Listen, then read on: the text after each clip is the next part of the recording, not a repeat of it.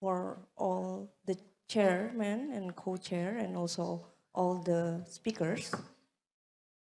Let's continue to the next session, which is the session 9th of this room about gynecologic oncology near life surgery or video session with chair Dr. Tricia Dewi Anggraini and co-chair Dr. Hari Nugroho. Please, doctors, time is yours.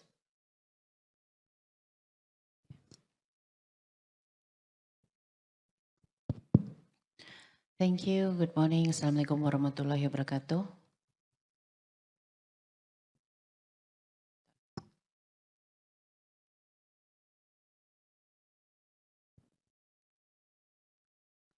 My name is Tricia Dewi Anggraini from Universitas Indonesia, Jakarta, and I'm going to be a moderator for today's session, and my co-moderator Dr. Hari Nugroho from Airlangga University, Surabaya. Today we are going to have a near-life video sessions of the gynecology oncology operations. Yesterday we talked many about targeted therapy, but we do not forget that most of our patients came in advanced stage with a huge mass, and the targeted therapy will not be work without the regularity of the operation. So to short the time, we will start with the first. We are going to have 4 presenter. The first one is Dr. Myung Sholim from South Korea, and the second one is Dr.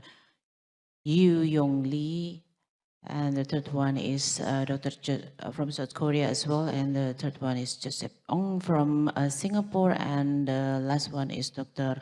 Yong Yul Park from South Korea.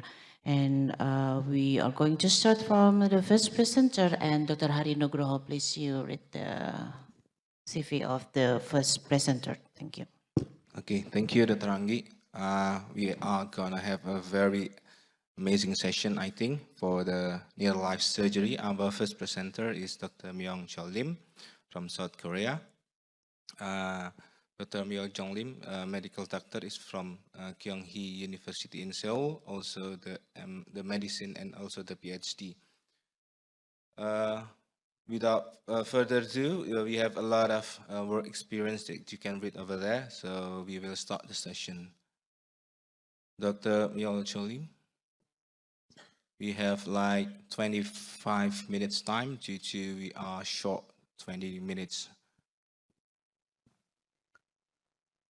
It is my great honor to present state-of-the-art in upper abdominal cytoreductive surgery in advanced ovarian cancer. These are my financial disclosures. Residual zero, R0 complete site reduction is always important for primary and recurrent ovarian cancer in the era of platinum.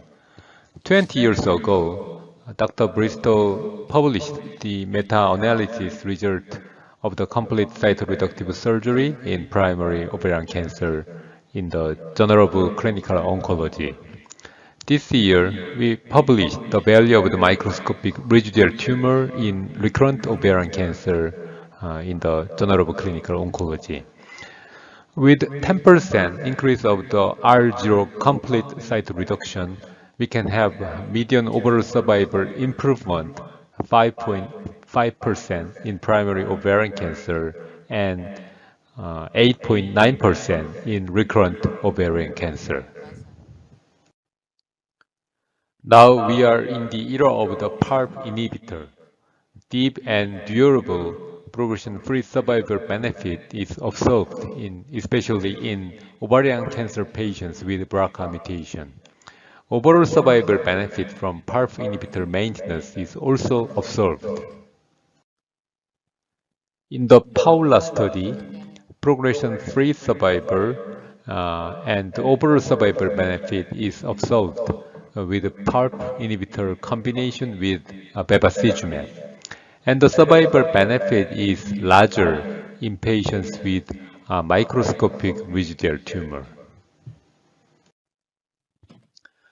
PFS2, which is surrogate marker for overall survival, is more improved with PARP inhibitor and bevacizumab in microscopic residual tumor group. From the NOVA study, maintenance use of the niraparib in patients with platinum-sensitive recurrent ovarian cancer increased progression-free survival in GBRCA mutation, HRD, even no GBRCA mutation. In the NOVA study, the niraparib has been used after the second-line chemotherapy without cytoreductive surgery. The overall survival potentially is worse in niraparib group compared to the control group. With this result, for the long-term survival benefit, surgical resection for microscopic residual tumor might be required for the maximization of the survival outcomes.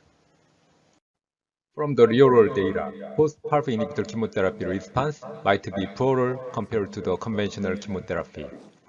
So, based on the consistent finding of long-term survival benefit from lower risk group of the PAOLA and NOVA study, in the era of the PARP inhibitor, patients with microscopic residual tumor from the extensive cytoreductive surgery incorporating upper abdominal surgery have more profound long-term survival benefit.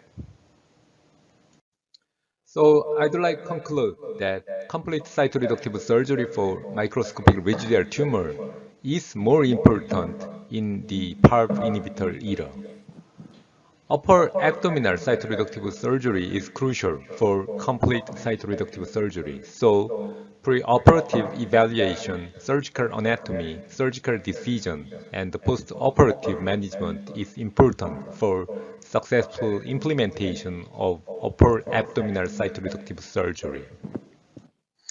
I'd like to share the base concept of ovarian cancer to understand the surgical benefit of ovarian cancer.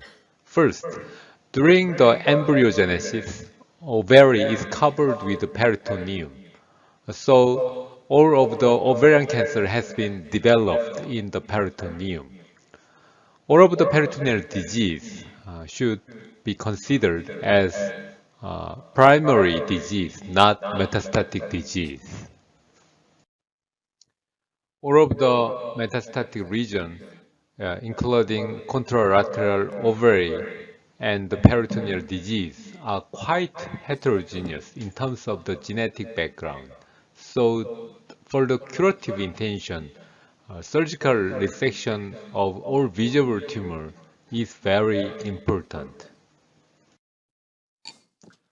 If we stretch this figure up and down to be more realistic, the mutated protein from the ovarian cancer quite low compared to those of the lung cancer and the melanoma, which is very well responded to immune checkpoint inhibitor. Till now, no definitive way to convert this cold tumor to be hot. So, a surgical resection to minimize the tumor is very important.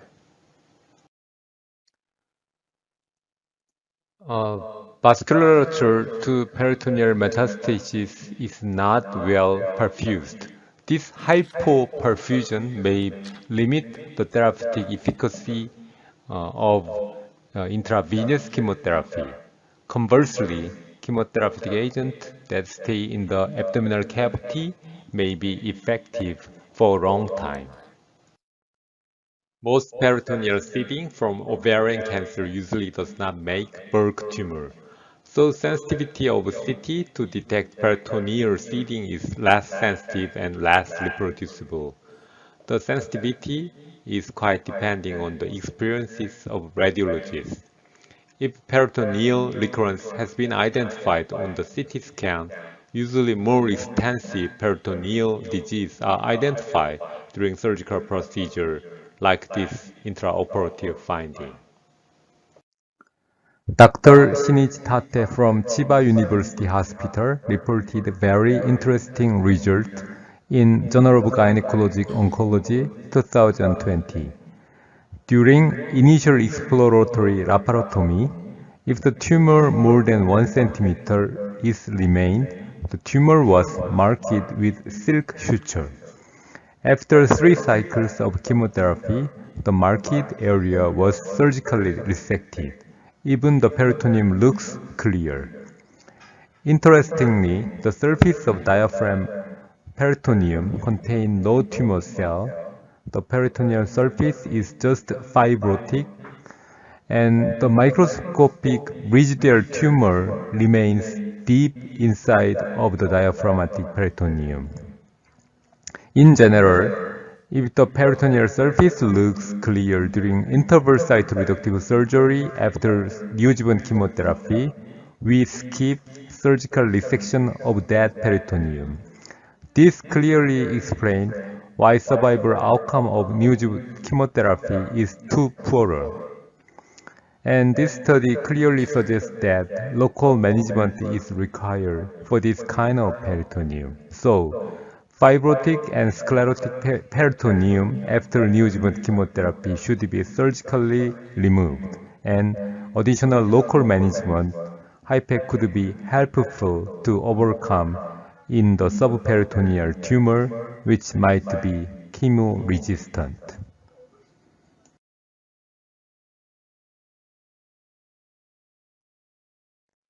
Survival benefit from HIPEC keeps going 5 years and 10 years later from the 2 previous randomized trials, OVE HIPEC 1 and COVE HIPEC 1, and the real-world data from the NCCN-affiliated hospital in USA. So, we need to think about the survival benefit of HIPEC based on the cancer immunity cycle. From the right side illustration, chemotherapy-sensitive cancer cell, illustrated by blue color in this figure, was chemically cytoreducted with chemotherapy. Chemotherapy-resistant cancer cell, marked in red color in this figure, was remained in small volume tumor after systemic chemotherapy. With cytoreductive surgery, if the residual tumor is going to be smaller volume, which can be permeable with HIPEC, the remaining tumor, including mainly chemo-resistant cancer cell, could be effectively treated with HIPEC.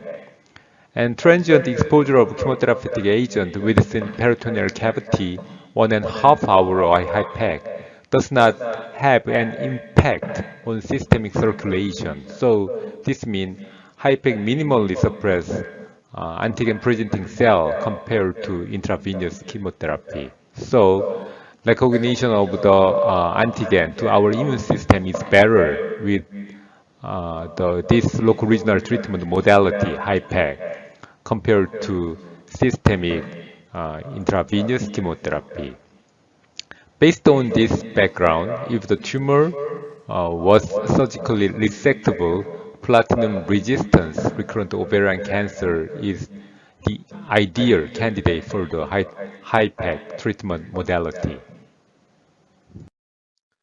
The current NCCN guideline recommend to identify surgical resectability by gynecologic oncologist, and HIPEC using cisplatin is recommended for the stage 3 ovarian cancer patients with neoadjuvant chemotherapy. The upper figure from the OVE HIPEC 1 from the Dutch trial group firstly proved the survival benefit of HIPEC after interval site reductive surgery in patients with neoadjuvant chemotherapy. Deep and durable survival benefit was identified in progression-free survival curve, especially overall survival curve. The lower figure from the COVE HIPEC 1 from our trial group also support the previous finding. Deep and durable survival benefit has been confirmed again.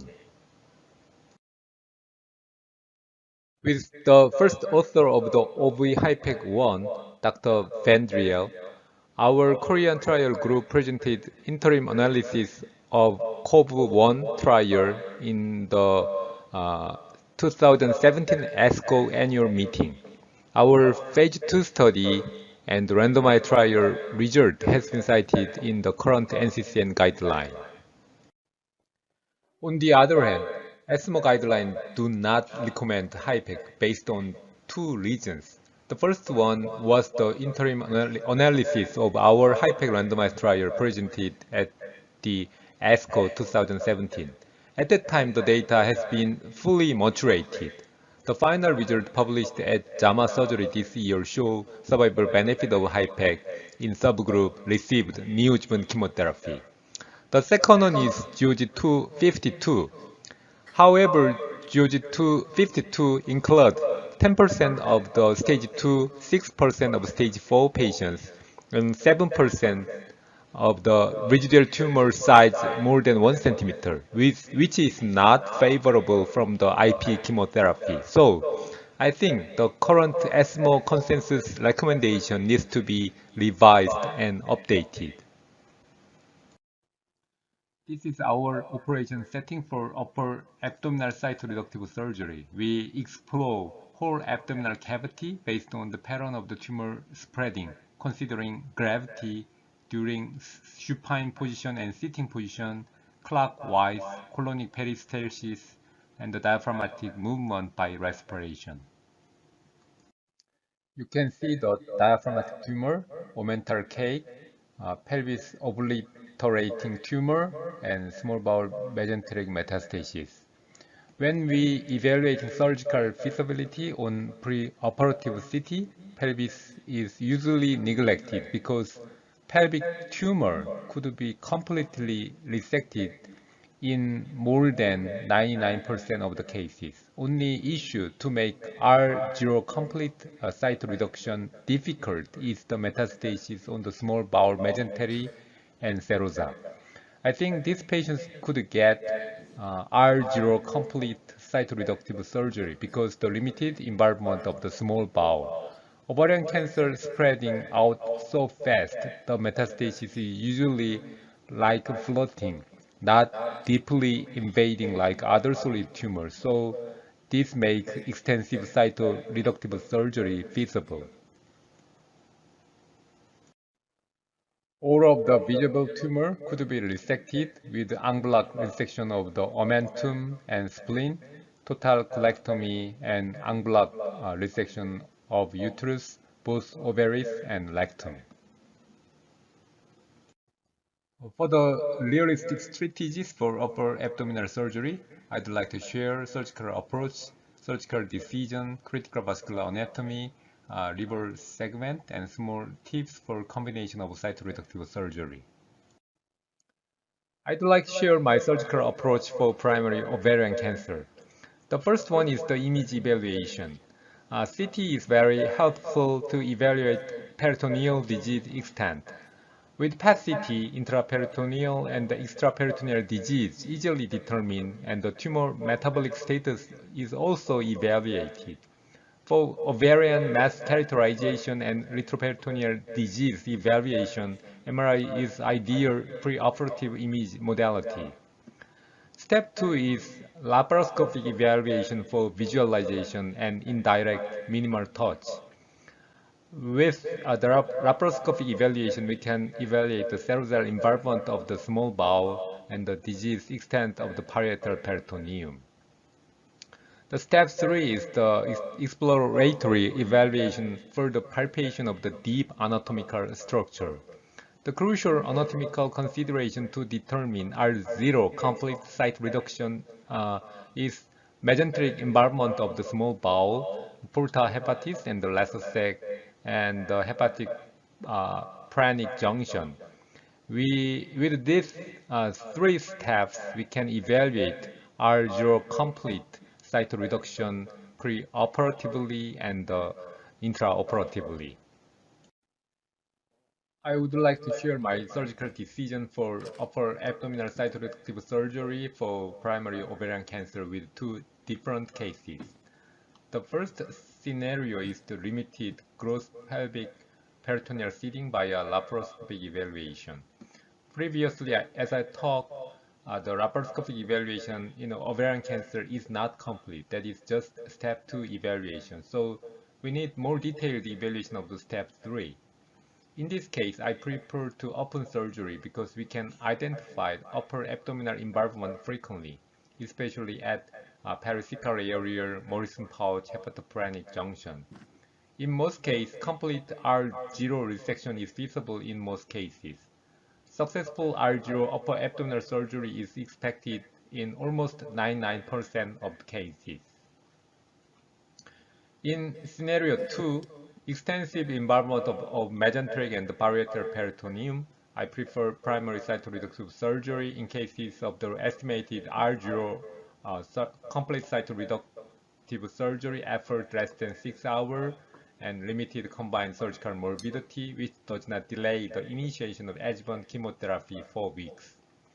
And we need to consider patient factors such as the age, chronic illness, serum albumin, tumor factor like histology and familial history, and surgical combination we should always consider. The neoadjuvant chemotherapy is preferred in cases of the mesenteric root involvement, the small bowel serosal invasion, considering post-operative surgical remaining length of the bowel, shrinking invasion of the omentum to the mesentery of the transverse colon. In scenario 2, the ability of the surgical team is very, very important. The collaboration and the ability of the hepatobiliary surgeon, colorectal surgeon, surgical assistant team, anesthesiologist, and nursing staff. For primary surgical decision, these multiple factors need to be considered. For post-operative management, surgical complexity scoring system could be used. In my practice, avoiding critical complications, including the vascular injury, low anterior resection leakage, and the prevention of the pancreatic leakage is critical factor. So I'd like to introduce these issues. During cytoreductive surgery of the upper abdominal area, we could meet critical vascular injury if we do not understand those anatomy and if we do not have surgical experience.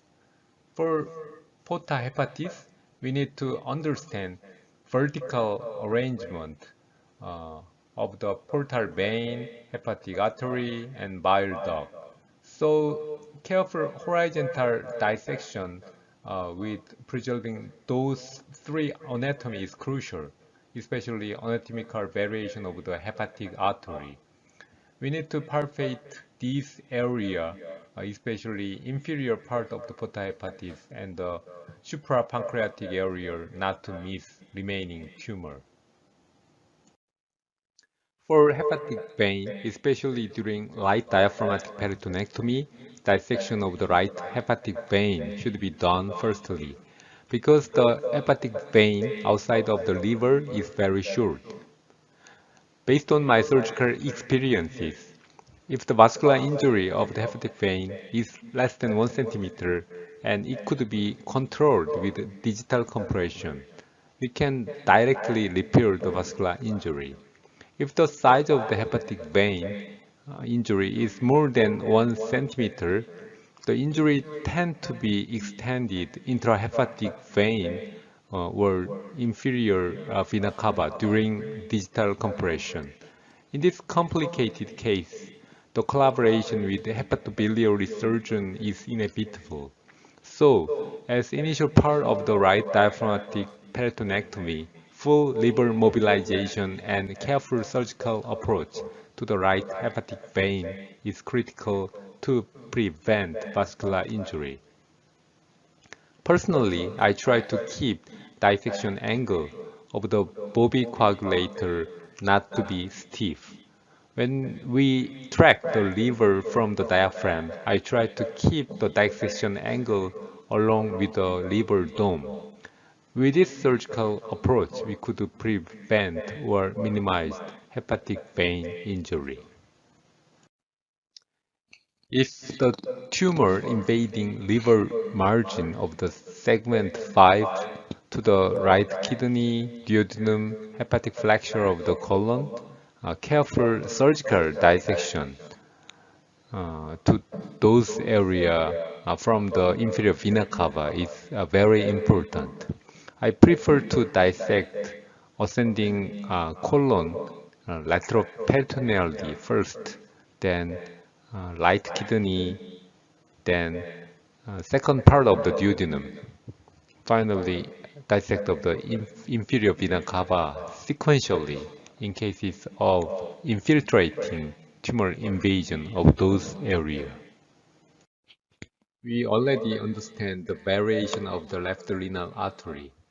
Left renal artery could be originated from the various part of the aorta, and the branch could be complex. So, preoperative understanding of the branches and variation is critically needed. If there was bulk tumor at left para-aortic lymph node area, potential vascular injury, especially renal segmental injury, should be discussed with patients preoperatively. Lastly, during suprarenal lymph node dissection, instantly we could face the superior mesenteric artery injury. The angle of the superior mesenteric artery could be diverse, and the vascular injury could be possible beyond our expectation. Before dissection of the left suprarenal lymph node dissection, identification of the SMA, superior mesenteric artery, is critical. To prevent and cough the vascular injury during upper abdominal cytoreductive surgery, anatomical knowledge and surgical skill and experiences is critical. And careful and minimally dissect as you can manage the injury. And when we approach tumor invading vessels, please dissect normal anatomical vessel first and enough to apply bulldog clamp. In cases of the small vascular injury, Prolin 50 suture with Castro needle holder is enough. In cases of the large vascular injury, compression with hemostatic agent like Tacocil. If active bleeding is controlled with hemostatic agent, we can repair vascular injury gradually as peeling off the hemostatic agent gradually. For efficient communication and writing operation record of the tumor in the liver, this video might be helpful. Liver segment 1, 2, 3, 4A, 4B, 5, 6, 7A. In terms of surgical combination, pancreatic leakage and bowel anastomosis should be avoided. And minimization of the rectosigmoid colonic resection in length for tension-free anastomosis, and try to low ligation of IMA if possible. Even splenectomy, try not to injure this pancreas. If there is possibility of pancreatic injury, apply fibrin glue and sealing the distal pancreas using like with a surgical sealant, and apply surgical drain. If HIFAC is going to be performed after cytoreductive surgery, watertight diaphragmatic repair and chest tube insertion is required. This is my conclusion of upper abdominal surgery for R0 complete cytoreductive surgery. First, minimizing residual tumor with complete cytoreductive surgery is more important in the era of PARP inhibitor for deep and durable survival benefit. Upper abdominal cytoreductive surgery is feasible and safe after careful evaluation of 3 steps: pre-operative image, laparoscopy, and open approach. Small bowel status is critical for R0 complete cytoreductive surgery of upper abdomen. For successful implementation of upper abdominal surgery, anatomical knowledge, surgical plan of upper abdomen is critical, and surgical training is inevitable to avoid vascular injury, especially initial learning period. If you recognize the critical vascular injury as a big disaster, you might lose your passion for R0 complete cytoreductive surgery. So understand your surgical skill and surgical environment, then extend your surgical field every day, step by step. Finally, make your skill and environment to be evaluated objectively. Describe your upper abdominal cytoreductive surgery in detail and analyze your own data. If possible, try to submit your own result to our journal, Journal of Gynecologic Oncology. With the process of publication, we can learn lots of insight beyond our expectation. Thank you for your attention. Thank you, Dr. Lim. So we are sorry that Dr. Lim cannot join this session due to another activity, but from his presentation, it says that in the ovarian cancer stage 3 and 4, the RECIST is not ideal for evaluations of the real disease stages in the peritoneal cavity. It means that there is still microscopic disease or micrometastasis remain in the initial disseminated sites of the peritoneum for stage 3 and 4 ovarian cancer. So how about the role of the HIPEC? But it said that did not show severity in tumor size more than 1 cm. So this is a rule after abdominal surgery to complete CSR to achieve 0 tumor. Okay, but there will be, we will open the floor for discussion at the end of the discussion. So please share your questions in the chat, or you can raise your digital hand, or you can ask directly after the sessions. Okay, we will proceed to the second presenter that will be presented by Dr. Yu Yong Lee. He will present how to perform type 2 radical hysterectomy. Dr. Hari, please, can you read the CV? Thank you, Dr. Anggi. Dr. Yu Yong Lee is already here with us in the online, so I will read his resume. Okay, Dr. Yu Yong Lee is from South Korea. He's from graduated medical doctor from Kyungpook National University, also the medical grade, and the PhD from Chung-An University in College of Medicine. He is currently a professor in Sungkyunkwan University School of Medicine in Samsung Medical Center. So without further ado, please, Dr. Yu Yong Lee. Thank you for introduction. It's such a pleasure to join this session. And my name is Yu Yong Lee, working at Samsung Medical Center, Seoul, Korea. The title of my presentation today is how to perform type 2 radical hysterectomy. Nothing to disclose. This is an icebreaker. So what is the definition of a hill? And the dictionary said a hill is smaller than a mountain.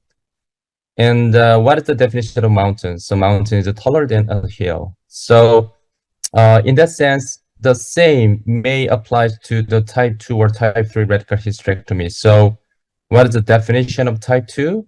Then type 2 is less radical than type 3, and vice versa.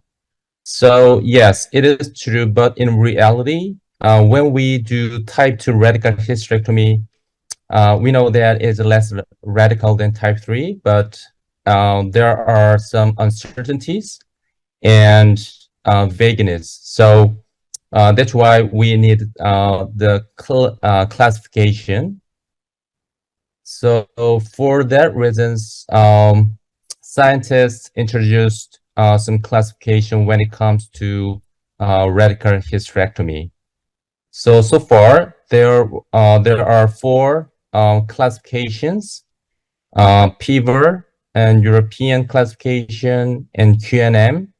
And recently, Korean group also introduced our classification. So let's take a look at each classification. Oops. This is a PIVR classification which was introduced in 1974, which was the oldest one. So as you can see, type 3 and type 2. So overall, type 2 is less than type 3. So in this classification, they classified it as class 2, which is modified radical His. And they describe that when you're doing type 2 or modified radical His, you should remove, so ureters are free from the paracervical position, but not dissected out of the ligaments. And both uterine arteries should be cut just medial to ureters. And uterosacral and the cardinal ligament should be removed in the middle. And upper 1/3 of the vagina should be removed, and pelvic lymph nodes should be done. So this is the very traditional one. But when we see the details, then we think it's a little bit arbitrary and still unclear. And then, so European group also introduced their classification in 2007. And the main purpose for this classification is to simplify and clarify some technical details and to standardize the procedures. So as you can see here in this picture, so type 2 is less radical than type 3. And there are some anatomical landmarks to do type 2 radical hysterectomy. And in this classification, they called it as type 2. And ureters should be dissected to the point of their entry to the bladder. And proximal uterosacral ligament should be resected. And medial half of the cardinal ligament should be removed. And 1 to 2 centimeters of upper vagina should be removed. So there are common similarities or differences as compared to the previous one, but overall, it's less radical than type 3. And then a year later, Q&M classification was introduced. So the key part of this classification is they set the sole parameter for different type of radical hysterectomy is the extent of a parametric resection. So they said parametric resection is the landmark when it comes to different type of radical hysterectomy. And also they only used the paracervic, so 3 ligaments. They only used paracervic, cervix, and vesicular ligament and uterosacral ligaments. And then they revised it in 2011 and 2017, but there hasn't been much change in type 2 radical hysterectomy. Of note, they divided the type 2 radical hysterectomy into B1 and B2.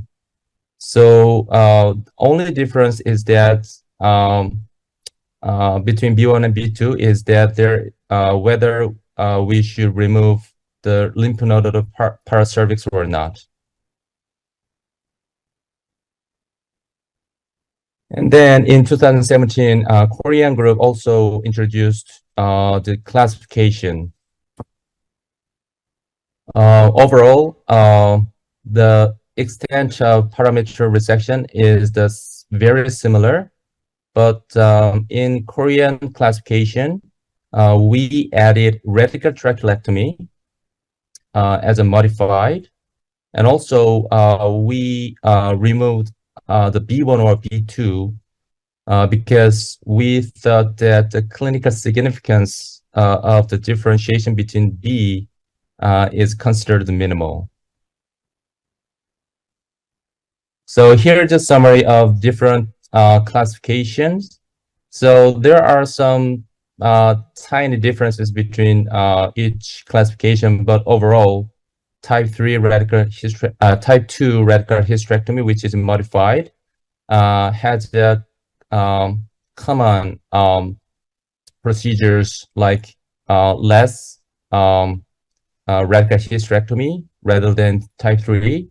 So we should remove a proximal parts of the cardinal ligament and uterosacral and vesicular ligament. So here's a video. I'm going to share my video when I did the type 2 radical hysterectomy with robotic system. And she is in her early 40s, and she was diagnosed with cervical cancer A12 with lymphovascular space invasion. So her diagnosis was made after conjugation. So after conjugation, she didn't have any gross tumor on the cervix. That's why we thought that minimally invasive surgery is a safe option for her.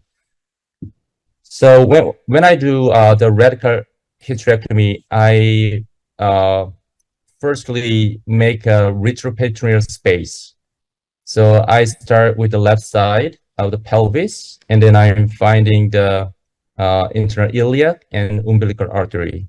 And then if you go to the lateral part of the umbilical artery, then you can easily find the paravesicular space. So basically, the paravesicular space is a avascular space. So there are very tiny vessels, not major bleeder at all. So it's very safe and easy to find the space.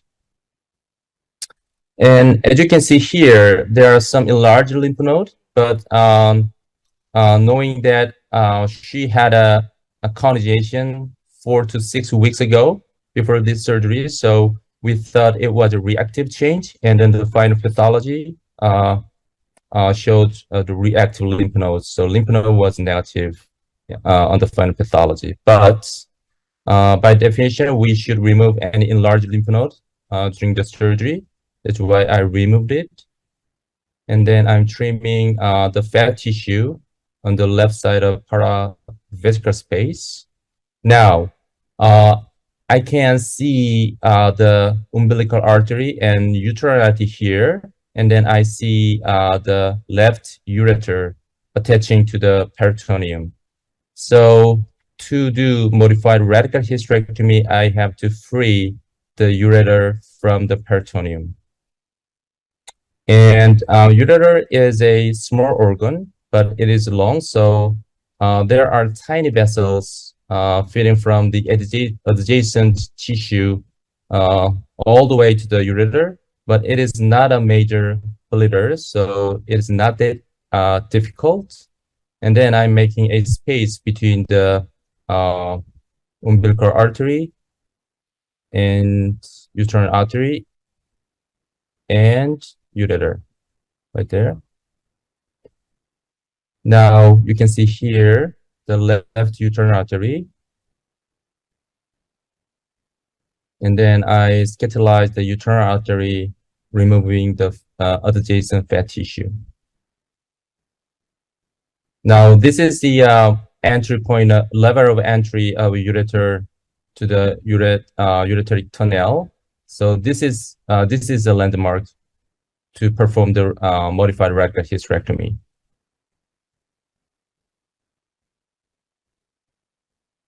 And there is a ureter artery from uterine artery. So sometimes when we ignore it and instantly it is cut, then there are lots of bleeding.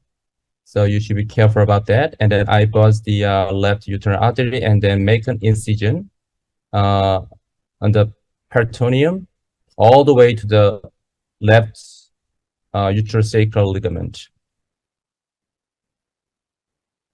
Okay, there is a little bit of a adhesion, but no problem. So you can visualize the uterosacral ligament. Okay.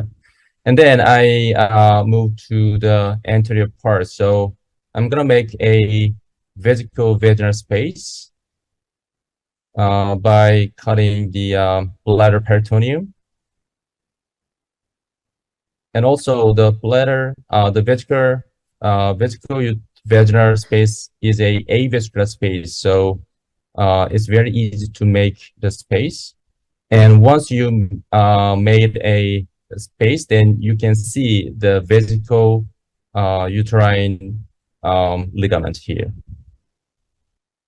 I put the vaginal manipulator, and then there is a cap. So you can see here should be cervix and where the vagina starts.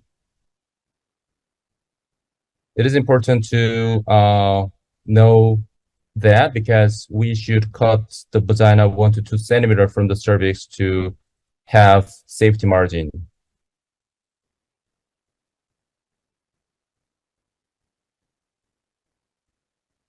And also along the vagina, there is no major bleeder, so you don't need to worry about that. And once the space is made, and then you can see here the left side of the vesico-uterine ligament, and then I'm dissecting the ligament very close to the vagina or cervix. And then left cardinal ligament is showing right here. And ureter.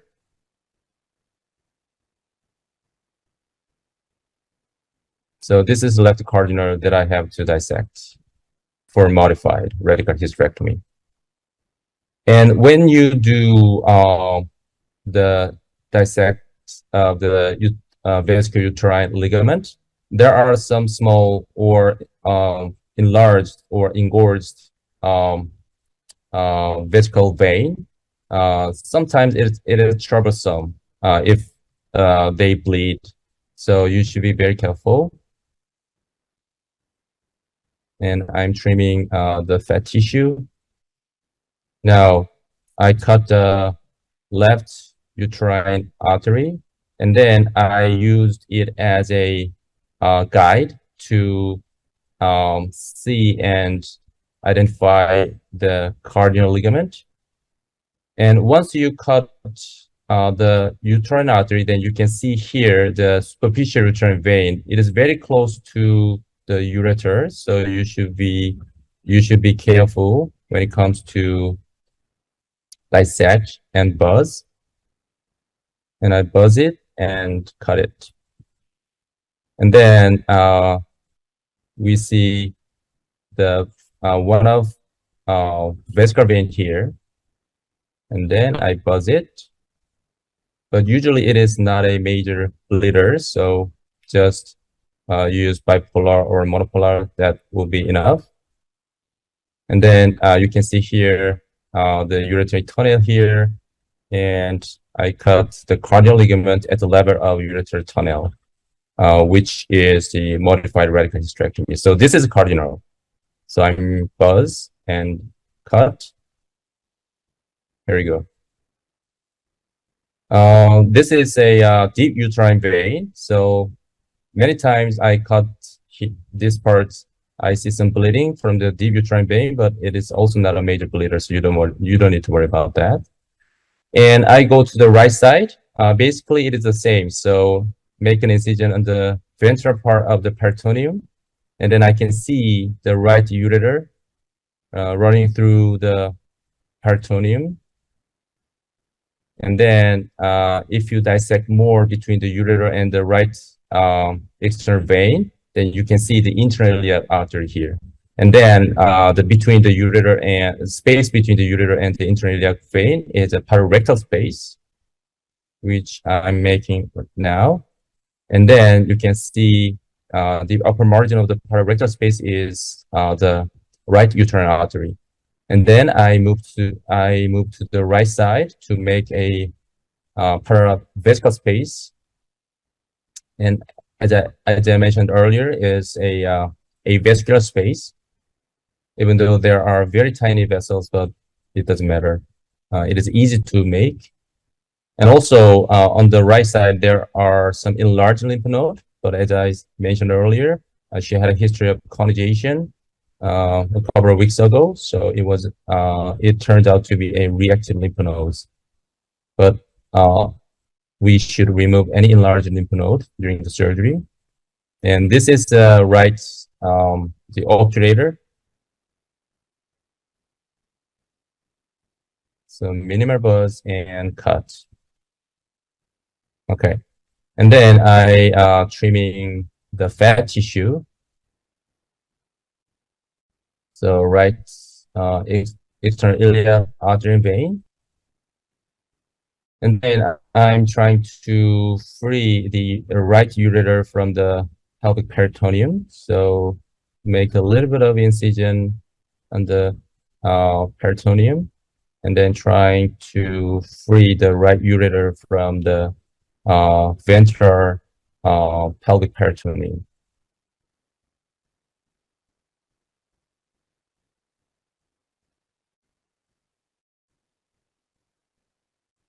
So gently dissect. Okay. And then you can see the right ureter here. And then this is the ureteric tunnel. So we have to cut the uterine artery at the level of the entry point here, ureteric entry point here. So make a space between the uterine artery and the ureter. And it is the same because there is a superficial uterine vein just beneath the uterine artery, so you should be careful. And then I buzzed multiple times on the right uterine artery, and also I make an incision on the ventral part of the peritoneum, all the way to the uterosacral ligaments.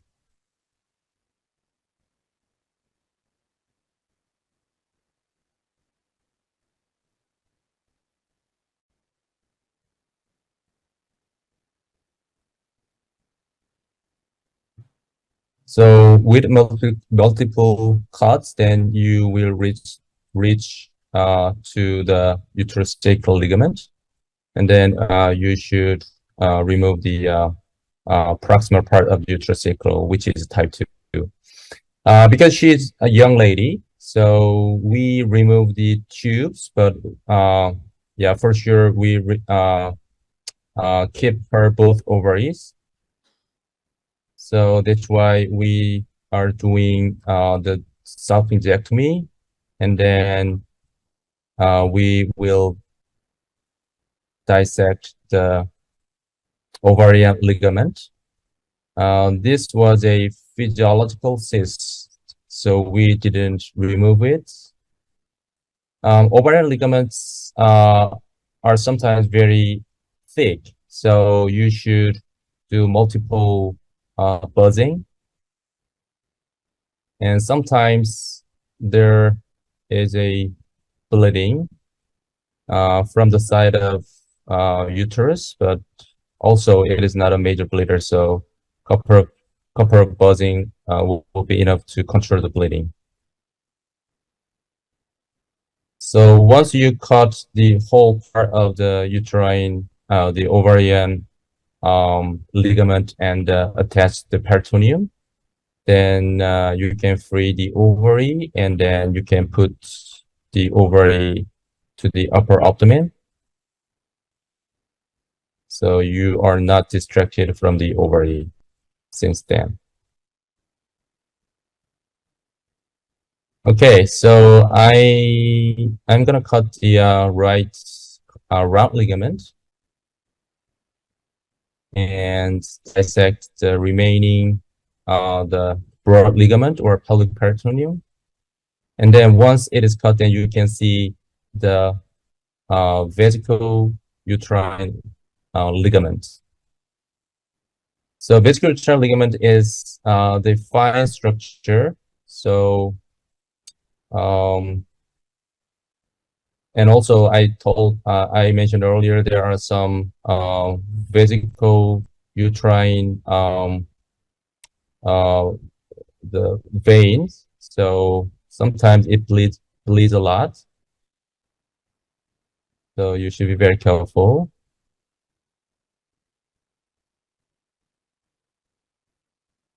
So once you cut the vesical uterine ligament, then you can see the whole part of the right cardiac ligament. And I cut the uterine artery, and then I use it as a guide to see the superficial uterine vein and ureteric tunnel, and eventually I can see the right cardinal ligament. So I'm buzzing the superficial uterine vein and also the vesical vein, visualizing the ureteric tunnel.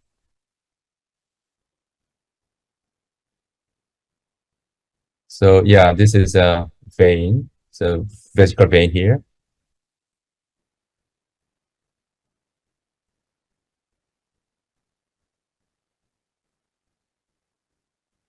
So this is a landmark. So the entry of the ureteric tunnel, and then you can cut the cardinal ligament at the level over here. Then it is a type 2.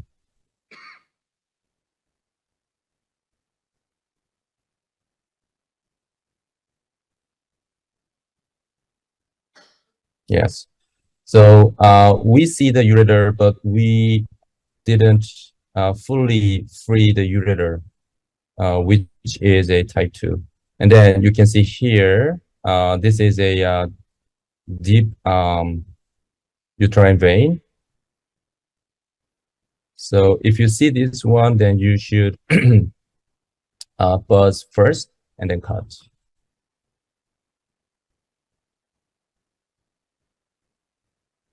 And then I'm cutting the remaining part of the uterus sacral.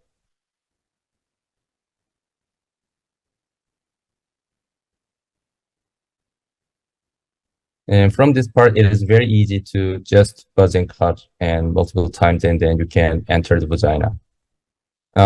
Since she didn't have any gross tumor on the cervix, so we didn't protect the cervix during the surgery, which is a one of the biggest concern when it comes to MIS radical hysterectomy, if there is a gross tumor on the cervix. And since most of the arteries are cut except from the vaginal artery, so no bleeding. But sometimes if there is a branch from the vaginal artery, then you can see, you can have some bleeding from the 9 o'clock position or 3 o'clock. So here there are some branches from the vaginal arteries, so I buzzed it.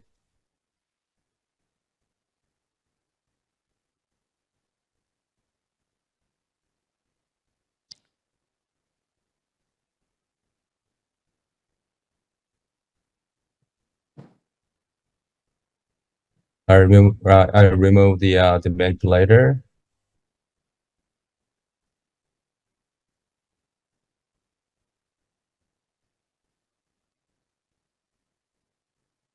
And then cut the vagina. And she had a 1 centimeter safety margin of the vagina from the cervix. And then the specimen was removed through the vagina. And then and then pelvic lymph node dissection is followed. So this is a left pelvic lymph node remaining after the removing the enlarged lymph node previously.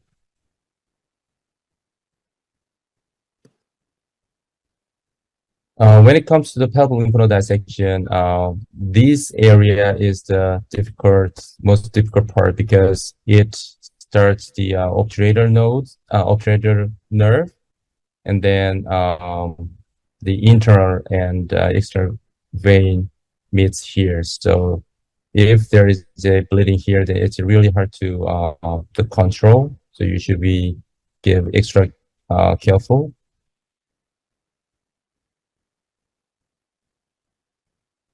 And clinically, she was suspected to be early stage. We didn't do transpose the ovary because she had very low chance of having adjuvant therapy after this surgery. And also, right pelvic lymph node dissection was done. And all nodes were negative. and her final pathology shows that she was a 1A2 squamous cell carcinoma of the cervix, and LVSI was negative. So no Peters criteria or no Sedlitz criteria. So she didn't have any adjuvant therapy after surgery. Right after removing the cervix, I usually send the specimen for frozen to see if there is any tumors on the resection margin. So it's hard to believe that she may have any positive margin, but in other cases, if we see some gross tumor on the cervix, and then I usually send it for frozen to see the safety margin, the resection margin. And then the resection margin is positive, then I do resect the remaining vaginal tissue. And this is the end of the surgery. Thank you for your attention.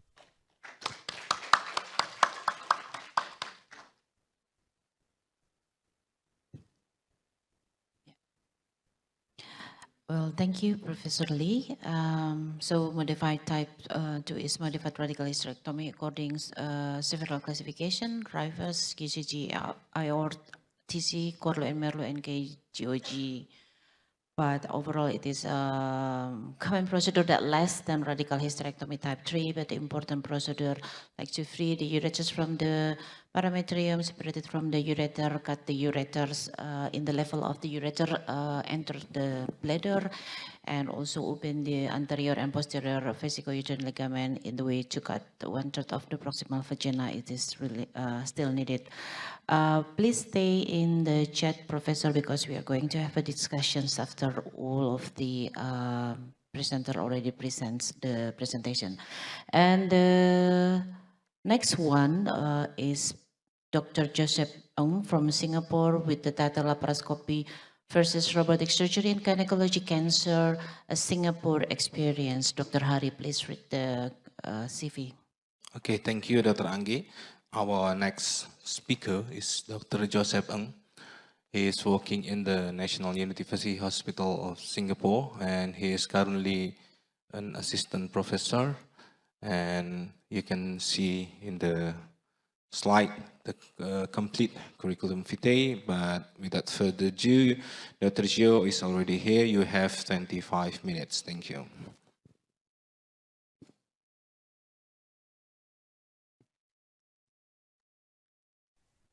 Okay, thank you very much to the organizers, to the president of INASCO, Dr. Brahmana, and selamat pagi to everybody else in the audience. I'm Dr. Joseph Ng. I am the current chair of the NUHS Comprehensive Robotic Surgery Program. And so without further ado, I will share my screen here.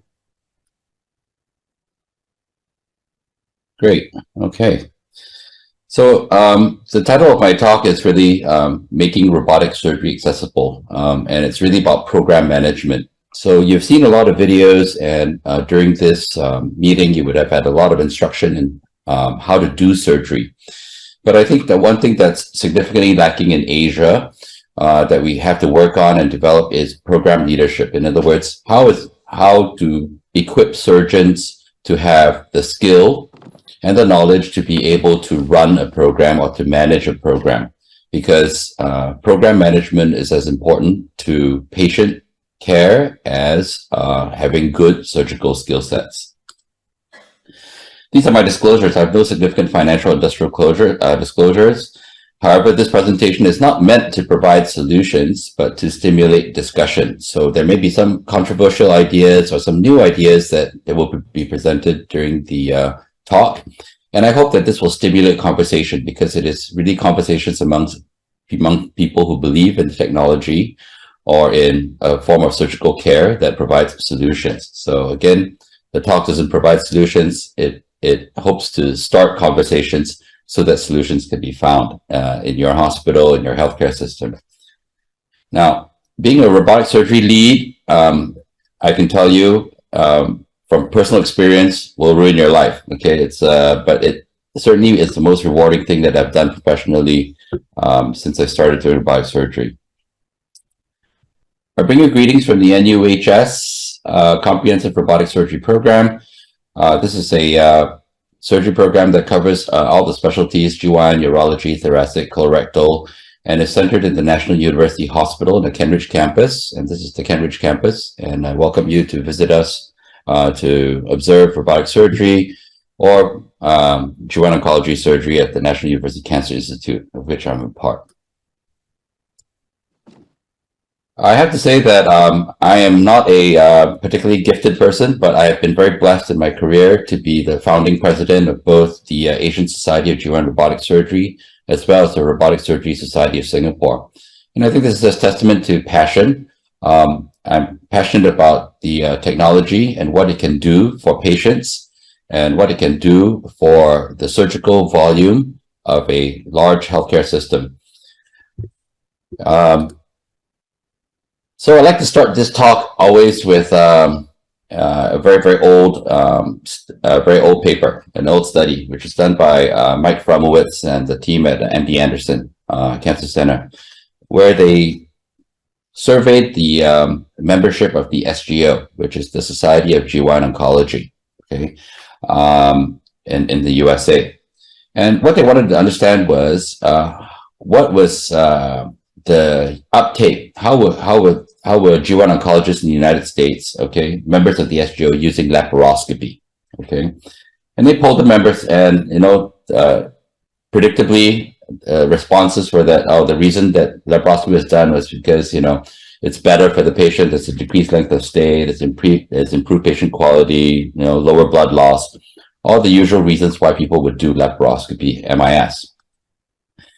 But when they dug a little deeper to see exactly what procedures are being done, okay, it became very obvious quickly that the large majority, in 2004, the large majority of laparoscopies were done for diagnostic laparoscopy, so diagnosis of adnexal mass. And really only about 10% of the laparoscopies were actually surgical laparoscopies where they did a lap-assisted vaginal hysterectomy and lymph node staging.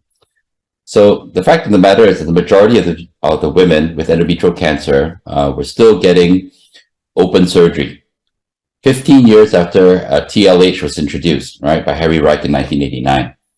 So this demonstrates quite amply that even with the introduction of laparoscopy, it does not really change the surgical pattern, okay? Most open surgeons will still continue to do open because lap is hard to do. So what does the data suggest? I mean, there's been a wealth of data. There are a lot of publications on robotic surgery, on how it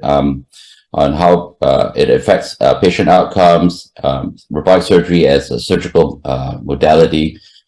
So what I've done is, instead of presenting all the papers, I've chosen to present maybe 3 papers, 3 summaries that quite nicely are examples of what all these papers are saying. And essentially, I'm sorry. So essentially, you'll see that the so this is the first paper that I present, and this is a paper from the MSKCC, the Memorial Sloan Kettering Cancer Center, and published by my good friend Mario Lateo. And you know, I think it visually demonstrates exactly what robotic surgery can do to a surgical volume in a large, busy cancer center. The blue line represents laparotomy, open surgery, and the yellow line represents laparoscopy. So you see that even with the introduction of laparoscopy, the rates of laparotomy remain very high. So in other words, open surgeons are going to do open surgery and lap surgeons are going to do lap. And, you know, that's not going to change anything. So really the only modality that has changed laparotomy, it means it has convinced open surgeons to do open surgery differently or in a different way, is the introduction of robotics, which is the green line. And you'll see that once robotic surgery is introduced, as robotic surgery starts to become more popular, rates of laparotomy start to drop. So again, it's very clear the effect of the introduction of robotic surgery into a surgical system. So laparoscopy really does not budge or move or change the way open surgeons operate.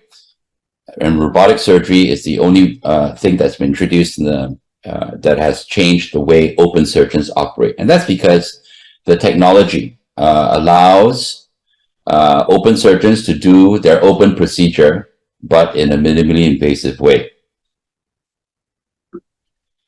This paper is from the Mayo Clinic. And again, the key take-home points from the Mayo group are that robotic surgery increases access to minimally invasive surgery. And how it does this is because more surgeons are able to do MIS, because the technology makes it easier to do MIS than laparoscopy. And because there's an increase in access to MIS, obviously there's going to be a subsequent improved clinical outcome. And the key take home from this message, from this paper as well, is that the more you do, the better the outcome, because the more efficient your surgeons will become. And of course, the cost of robotic surgery per patient will start to reduce, will start to come down as well. And that's where the value is added. Now, is this reproducible? Is this only in the United States? Because I've only presented 2 papers from the United States. And a large majority of data is from the United States. But there is this paper from Finland. It shows that in robotic surgery, the robotic surgery offers a more surgically efficient MIS option. In other words, the technology allows the same procedure to be done quicker and in a shorter period of time, less OR time.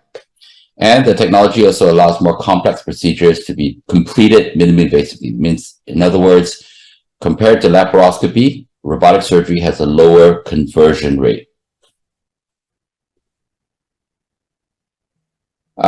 So coming from NUH, I will have to present a paper that was published by my institution. So again, I use this paper always to highlight the idea of a training pathway. What is the training pathway for robotic surgery?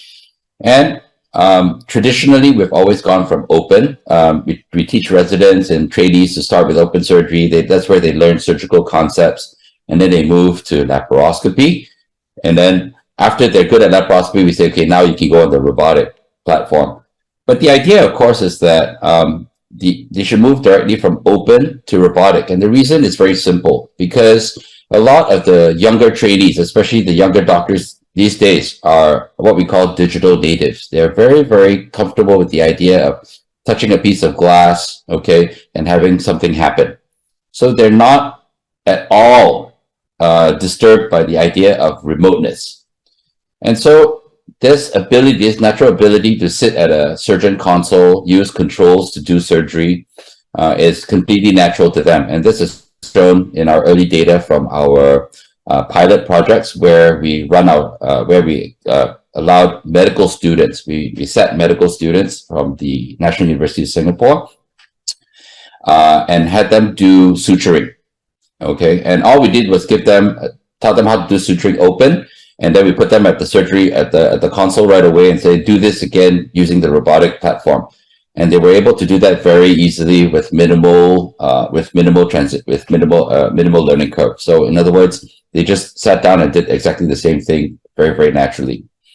So my point is, and what this paper was meant to do is that because open surgeons and especially novice learners now have the natural ability to be good at robotics, we should not train that natural ability out of them to do laparoscopy and then to do robotics, because a laparoscopic procedure is very, very different from a robotic procedure. In terms of the way the procedure is done, the robotic procedure is a lot closer to an open procedure than it is to a laparoscopic procedure. Although it looks like a laparoscopic procedure, in terms of the conduct, in terms of the physics of the surgery, it certainly is a lot closer to open surgery. So the training pathway should go directly from open to robotic. And you can see that in terms of standard of care, when it switches from open to robotic directly, it really does not affect the clinical outcome at all. So let's look at a case study. And I'm using the National University Hospital, my own hospital, as an example, as a case study for how we can grow a successful robotic surgical program and how it should grow. So before starting this program, the basics, that means we had to look at how the program was built. And we knew that the program grew out of certain known limitations. First of all, that Singapore is an island. So the amount of land that we have in Singapore is very small. And we cannot say that, well, we need more hospitals and we need more capacity, so we're just going to build more hospitals. There's just no land to build any more hospitals in Singapore. So the government has always been very supportive, or the general policy is that you should try to do more with what you have, with the physical facilities that you have, but using technology to do more. So do more with less with technology. Now, identifying the need, we had to address with this the robotic surgical program had to address a clinically relevant need. In other words, my suggestion again is that we not use robotics because it's cool or it's sexy, but that you should use robotics because there is a clinical need for you to use a robotic surgical platform. And the need, of course, was that we had endometrial cancer, which is the most common GYN cancer in Singapore women, and of course the incidence is increasing in Singapore. So this is data from the National Registry of Diseases Office, okay, NRDO, and you can see that the uterine cancer or endometrial cancer is the fourth most common cancer among Singapore women, breast, colon, lung being 1, 2, and 3. And of course, if you look since the 1970s, the trend, of course, is that it's increasing in incidence. So not only is it a common cancer, but we know that its incidence is likely to increase. So what was the plan? The plan was that we identified a problem, which was that when we started the program in 2008, laparotomy was the standard of care for endometrial cancer. And this, of course, because it was laparotomy, presented a significant problem for inpatient services, because most patients would stay between 4 and 7 days after the laparotomy for endometrial cancer staging. So what was our solution? Our solution was to say, well, let's reduce the utilization of inpatient facilities in a durable fashion, not only just for a short period of time, but for forever. How can we change the paradigm? How can we change standard of care, but without compromising the clinical outcome? And I say this, that anytime you start anything new, it's very, very important for there to be leadership support for this. And so there was significant interest from leadership that we should try to reduce our inpatient bed use and without affecting the patient outcome. So, and we had to ensure this pathway, this new clinical pathway involving this new technology, also had buy-in from program leads. So we needed program leadership from operations, from nursing, from finance. You need to get these people on board to buy into a program. It cannot just be the surgeons who want to do it. These various elements of administration and the hospital support team also need to be involved in the program. They need to believe in the program. They need to want to make it a successful program. And of course, at the end, there's patient management, right? In terms of counseling the patients and telling them about how this new form, telling them about this new way that we're going to be doing endometrial cancer care.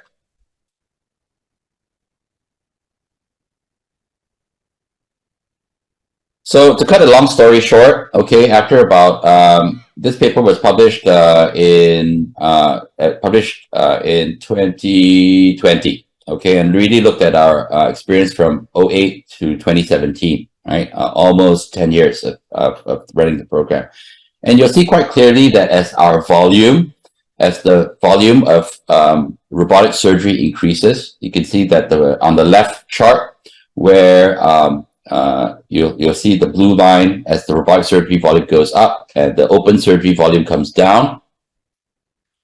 The cost, the hospital bill size, okay, changes.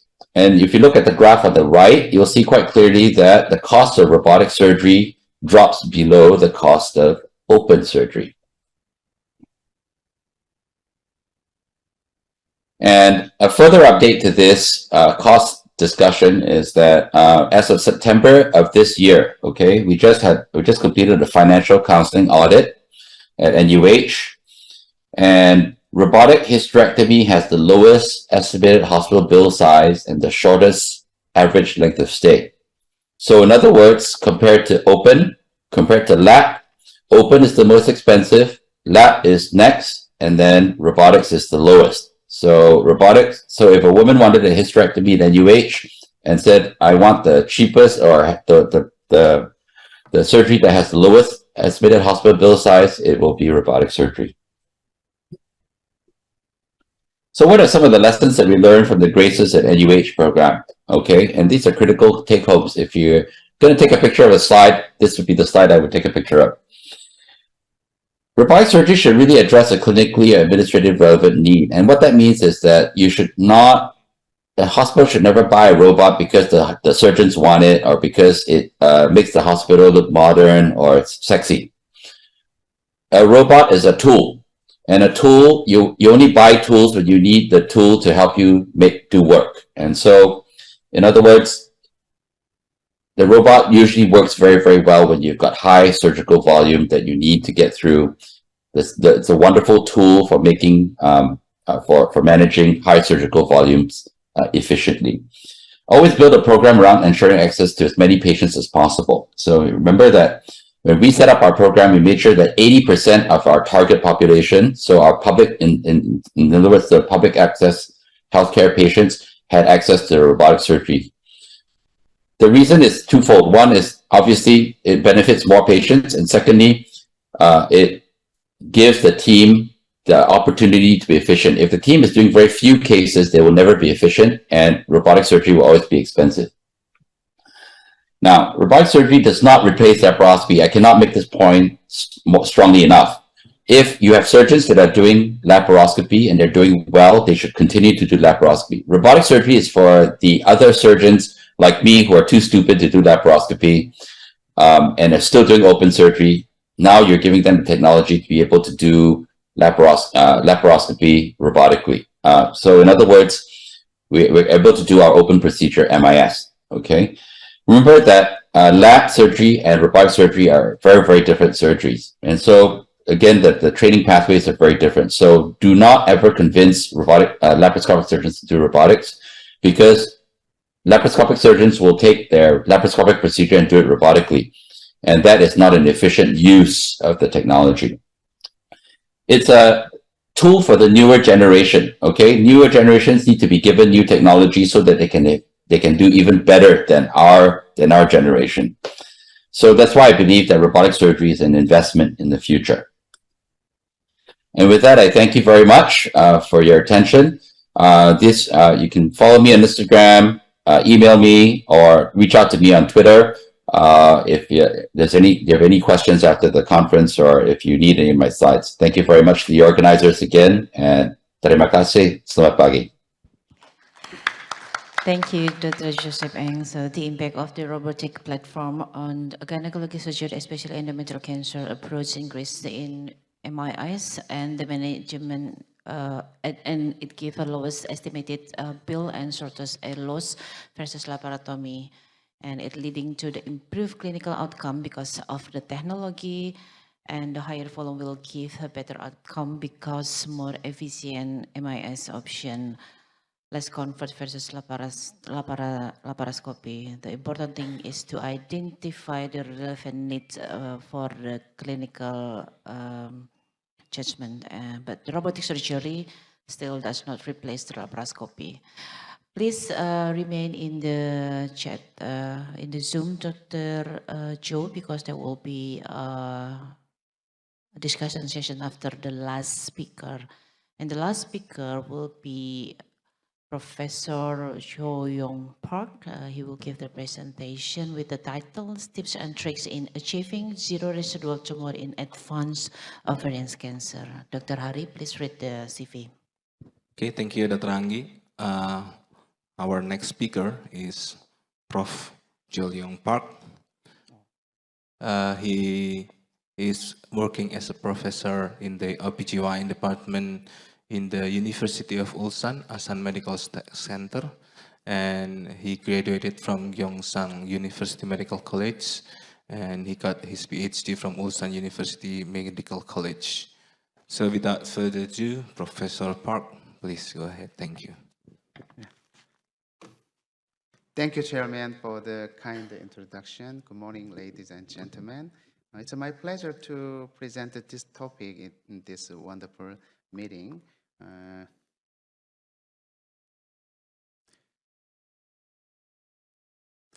Today, I will talk about tips and tricks in achieving zero residual tumor in advanced ovarian cancer. Advanced ovarian cancer is the second most common female genital malignancy globally, with a 5-year survival rate ranging from 30 to 50% only.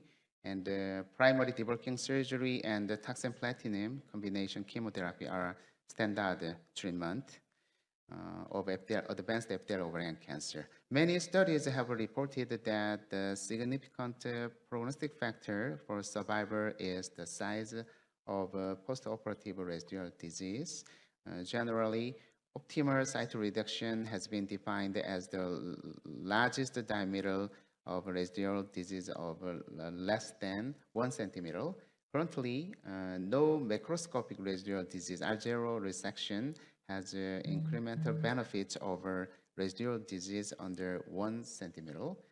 Suboptimal surgery has a negative effect on survivor, so treatment strategy to avoid unnecessary surgery should be considered when complete resection of a tumor seems impossible.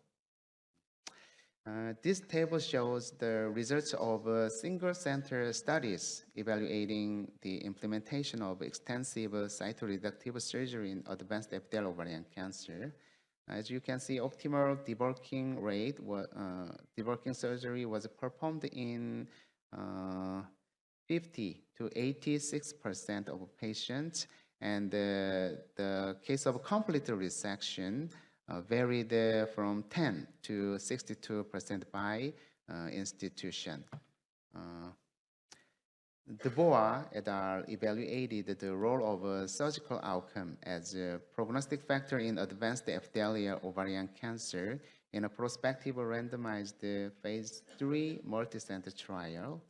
And multivariate analysis showed improved progression-free and overall survival for patients with complete resection compared with patients with small residual tumor less than 1 centimeter and patients with a large residual tumor larger than 1 centimeter. The impact of so-called optimal debulking showed a smaller prognostic impact compared with the patients with the suboptimal surgery. So the goal of primary surgery should be a complete resection rather than optimal cytoreductive surgery. This is an AGIO group study. In this study, complete resection with no residual tumor was achieved in only 12% of patients with advanced epithelial ovarian cancer. Complete resection was associated with significantly improved progression-free survival and overall survival rates in comparison to the patients with a small residual tumor less than 1 centimeter and the radial residual tumor over 1 centimeter. However, there was little differences in progression-free survival and overall survival between patients with a small residual tumor and large residual tumors. So the authors also insisted that the goal of primary surgery should be complete resection rather than optimal cytoreductive surgery.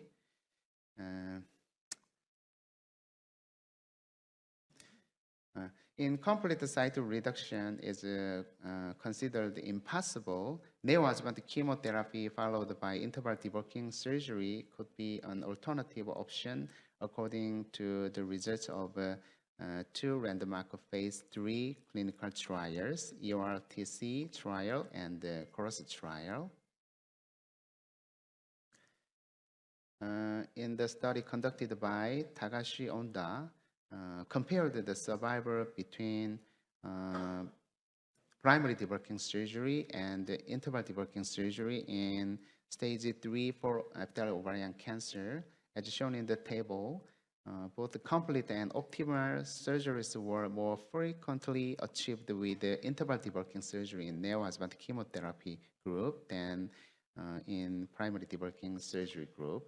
The rate was 64 versus 11 for complete site reduction and 82 versus 37 for optimal site reduction. This figure summarizes the median overall survival of previous studies, including interval debulking surgery. Gray bar is complete debulking, and patients with no macroscopic residual disease had the most favorable survival after interval debulking surgery in all studies.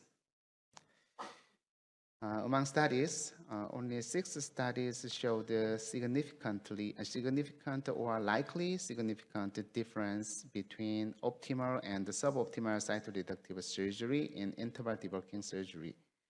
But remaining 5 surgeries showed no difference between optimal debulking group and suboptimal debulking group. So the goal of interval debulking surgery also should be complete resection of the tumor, like primary debulking surgery.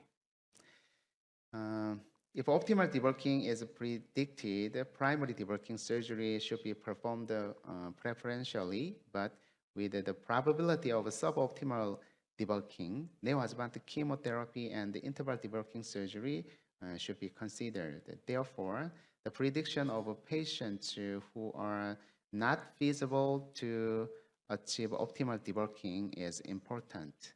Many investigators have conducted many investigations have been conducted to identify factors that most accurately predict the patients who will be good candidates for optimal cytoreduction after primary debulking surgery. However, there are no accurate and broadly used indication for neoadjuvant chemotherapy. Tumor markers, radiologic images, and diagnostic laparoscopy have been applied to predict complete debulking surgery in various studies. In some studies, higher levels of tumor markers such as HE4 and CA125 have been used as predictors of suboptimal debulking surgery. One of the most studied tumor markers used in the prediction of optimal debulking in advanced ovarian cancer is CA125. Sudan et al. Reported CA125 of at least 600 as a predictive marker for suboptimal residual disease after primary debulking surgery in multicenter non-randomized trial. And the other retrospective study identified that 90% reduction in preoperative CA125 level was associated with complete interval debulking surgery after neoadjuvant chemotherapy.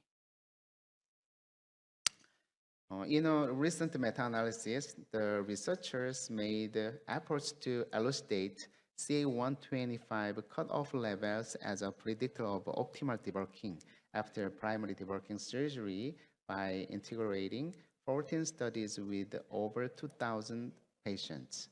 The median CA125 values for each study are shown in the table. Preoperative serum CA125 level over 500 was significantly associated with suboptimal cytoreduction. The odds ratio was 3.7. Imaging study is also used to predict the probability of a complete resection. I also use the imaging criteria to select neoadjuvant chemotherapy cases. In several studies, imaging a large amount of ascites, liver parenchymal metastasis, suprarenal lymphadenopathy, portal hepatitis metastasis, involvement of the mesentery root of small bowel, lesser sac involvement on computed tomogram findings were reported as predictors for suboptimal debulking. I also agree. And the recent Cochrane review assessed the diagnostic accuracy of PET-CT and diffusion-weighted MRI as a replacement or add-on to abdominal CT for assessing tumor resectability at primary debulking surgery.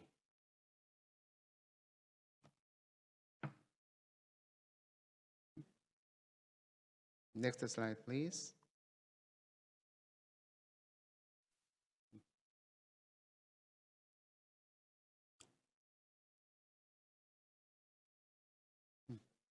It doesn't work?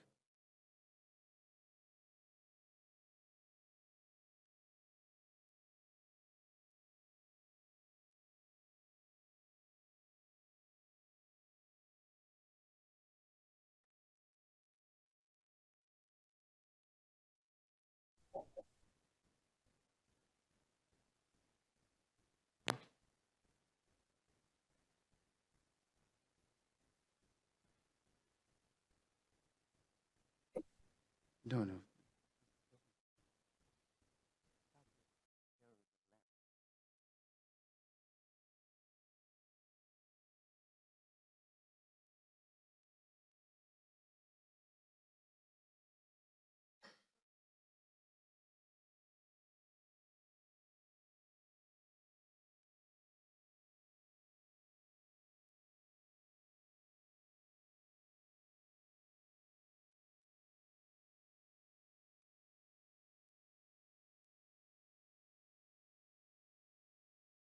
Yeah.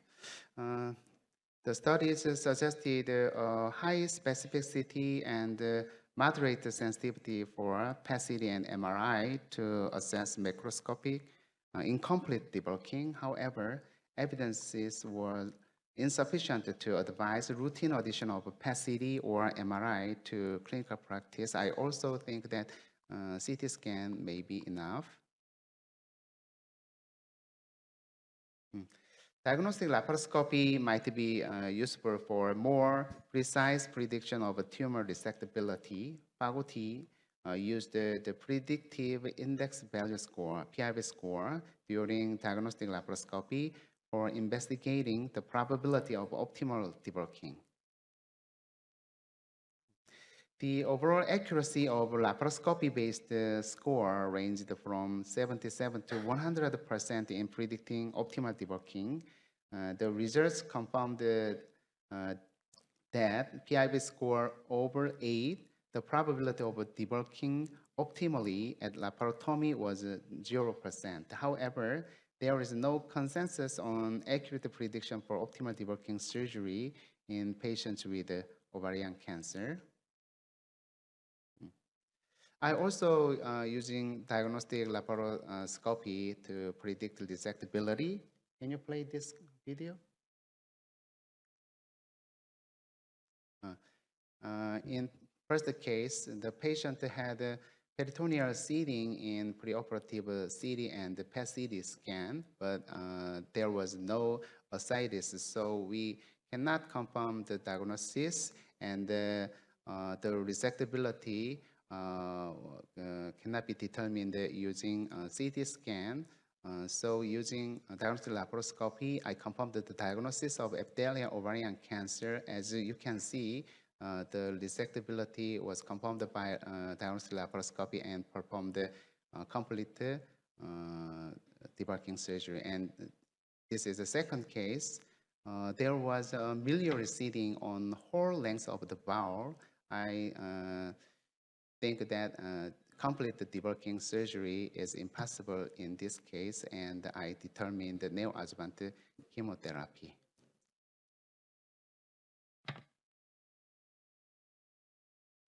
And in this case, the patient age was 72, and preoperative CT and PET-CT showed peritoneal seeding and subphrenic space, perihepatic space, perisplenic space, paracolic gutter, and omentum mesentery, and the pelvic cavity. As you can see the diagnostic laparoscopy, I determined that complete cytoreduction is impossible. Can you play this video?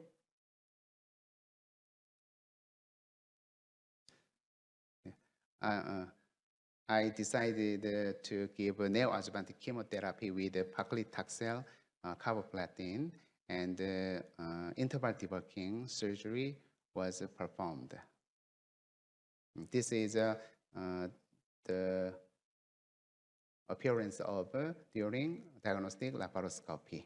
After 3 cycles of neoadjuvant chemotherapy, nearly all miliary seeding disappeared, and there remained adhesions between organs.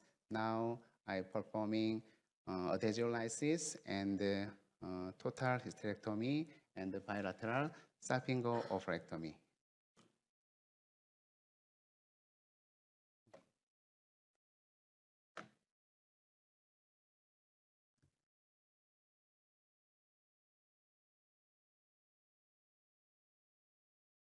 Can you play this video?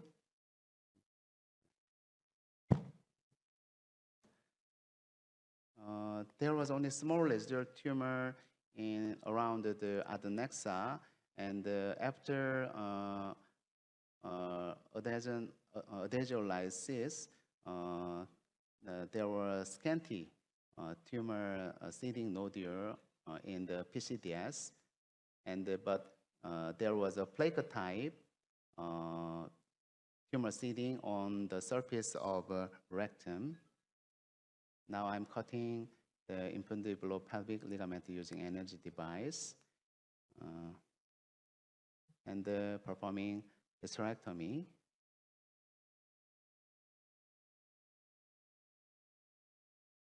In diagnostic laparoscopy, there were numerous miliary seeding around the uterus and the bladder, but after chemotherapy, nearly all seeding tumor disappeared.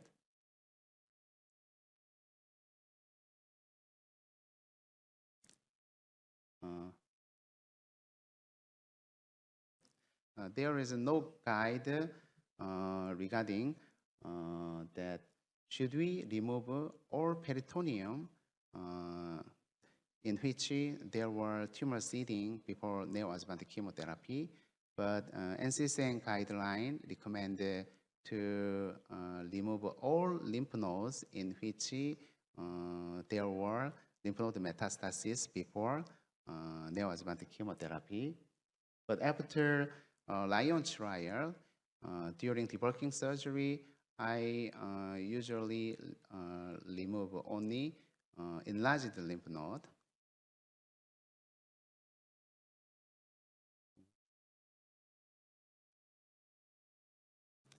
There were severe adhesion between uterine cervix, vagina, and the rectum. There remained some residual tumor in PCDS. In our previous retrospective study, in patients with pelvic peritoneal seeding on rectum, we compared the survival outcome between striping of the peritoneum over rectum and low anterior leak section. There was no survival difference between the two surgery group, so I prefer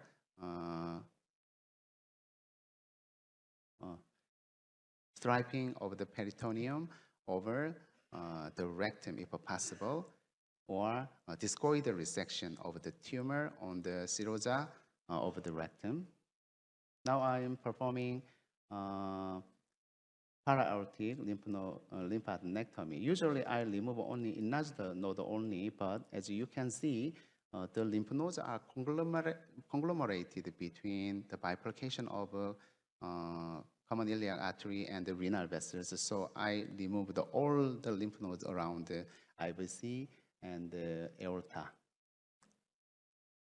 You can see the IMA, and this is a left lower para-aortic area.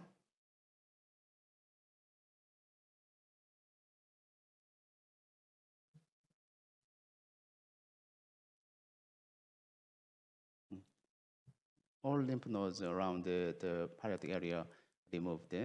And now I'm performing appendectomy. The incidental appendectomy is no more recommended during debulking surgery or staging surgery for epithelial ovarian cancer. NCCN guideline recommended do not resect the appendix even in mucinous ovarian cancer. But in this patient, there was an adhesion between appendix and adnexa. I also performed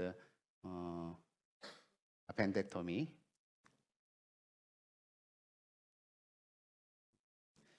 Usually, I remove a pelvic disease first. Almost all pelvic disease can be completely resected, but usually residual tumors are remained in upper abdomen. There were conglomerated tumor in omentum. Now I'm performing total omentectomy. This is a stomach, and there remained a small nodule invading the surface of the stomach also. So I called the gastric surgeon, and the surgeon performed the wedge resection of the stomach with the tumor.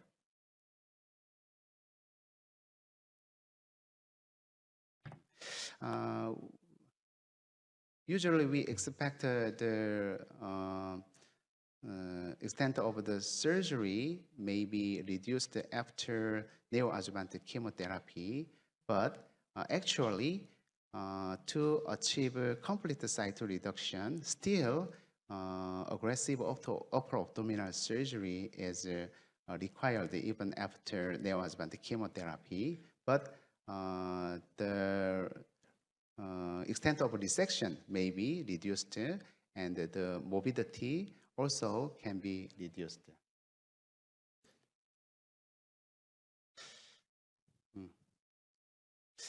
The video remained about 3 or 4 minutes, but there may be some technical problem in such a video. After omentectomy and the wedge resection of the stomach, hepatobiliary surgeon performed the splenectomy and the distal pancreatectomy and the resection of liver surface tumor, and I performed the striping of the diaphragm. Next slide, please.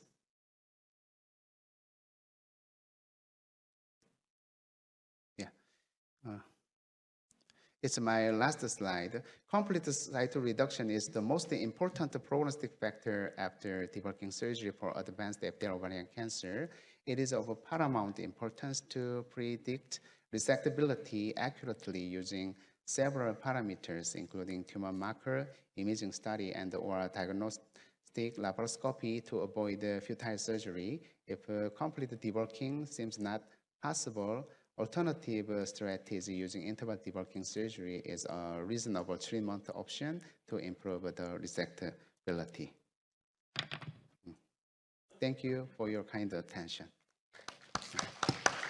Thank you, Professor Park. So the residual disease in ovarian cancer, we will just do for survival of patients, but we can use PET-CT or MRI for assessing tumor resectability in advanced epithelial ovarian cancer, or diagnostic laparoscopy to decide whether we are going to perform primary debulking surgery or interval debulking surgery. Hence, the important thing is a complete cyto reduction is the most important prognostic after debulking surgery in advanced ovarian cancer.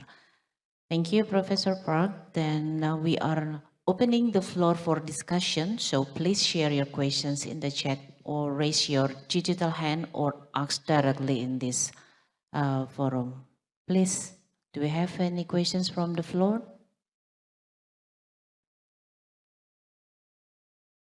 Yes, Dr. Tovan, please.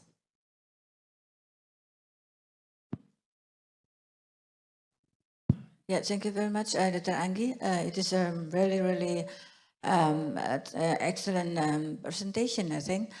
It is very interesting. I'd like to ask Dr. Joe from Singapore that it is really very wondering that you stated in your presentation comparing a patient with the MIS with the open and the MIS laparoscopic and robotically, it is the most cost-effective was robotic surgery. So that's why you stated that robotic surgery is the investment future. Yeah, I think we'd like to learn more about your journey, because in our country, the robotic surgery is not, it's really rare. We have just 3 in these big countries. So in the beginning, the robotic surgery is really costly in our country. So we'd like to learn more whether you have this kind of the conclusion. And my second question for all of the speakers, that robotic or MIS, regardless the robotic or laparoscopy in MIS, that's LACC trials, like trials. We know that the patient with the MIS give them DFS and hazard ratio worse than the open. But as long as we have learning curve as really good in the MIS surgery, it's not a problem. I think how can we achieve this without harmful for the patient? Because we have to achieve the learning curve before this conclusion. Thank you. So maybe I'll just quickly answer the part of the question that was addressed to me directly, and then open up the answers to everybody else. So with regards to cost, yes, you're right. When we first started doing robotic surgery in 2008, it was actually the most expensive way to do hysterectomy. So yes, and that over the years, it has become efficient for 2 reasons. One is that the OR time has significantly decreased. Number 2, and I think this is actually the most important, is that the hospital leadership has begun to understand that they should not try to recover the cost of the robot by charging each patient an extra fee for the robot. So this is a very common form of cost recovery in Asia. It's called per case amortization. It means, in other words, if you take the total investment in the robot costs X million dollars, for example, and you say, I'm going to take X million dollars and divide it by my surgical caseload over 5 years, then every patient has to pay extra for the robot. That is not a fair comparison to, say, laparoscopy or open surgery, because both laparoscopy and open surgery also have investment costs in infrastructure, in buying equipment. So, and if you actually look at the cost of the disposables, just the disposables that are used during robotic surgery compared to laparoscopy, you'll be very surprised that actually the difference is not very big. So again, the cost difference is usually artificial. It's usually imposed by the hospital. So that's why I say at the beginning of my presentation that to make robotic surgery, if you want to make a sustainable, durable program, it requires program management. In other words, you need to get finance on board, you need to get operations on board. Everybody needs to be on board to try to lower the cost of surgery and make it more efficient. And once it becomes more efficient, yes, the cost will naturally decrease. The other part of the cost contribution is readmission as well.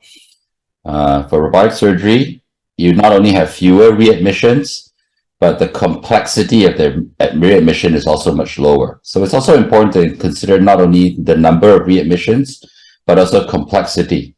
Because if you can be readmitted once, but if you have to go back to the OR and then you have to go to the ICU after that for that readmission, then the cost of care for that patient is actually significant over somebody who has to come back, maybe readmitted 3 times for minor pain or a UTI. So those are my take-homes for costs. We can certainly have a deeper conversation. It's a very complex discussion, but something that I just wanted to get everybody in the audience to start thinking about, so that if you are, again, like I said, my presentation is meant to stimulate discussion and thought. So with regards to the LAC trial, I'll say that for cervix, Always remember that I think the biology of the tumor that you're dealing with is very important. Okay, and we understand that because we know that small tumors less than 2 centimeters have a slightly different biology than tumors greater than 4 centimeters and locally advanced disease, right? And so that's why the management is going to be different.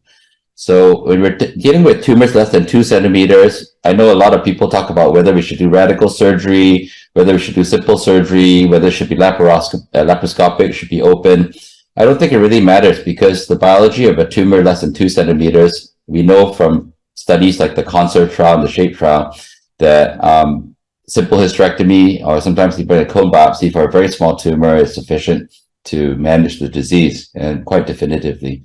So again, like I said, whether you do it, I think radicality in terms of radical surgery, I think the discussion is we're talking about 1B2s and 1B3s. I think that's the true discussion of when the role of radical surgery and the route of radical surgery is important. I'll save the rest of the discussion for the rest of my esteemed panelists who I'm sure have an opinion about it. Thank you. Thank you, Dr. Cho. Do we have another questions from the floor? Yes, Professor Krim, please.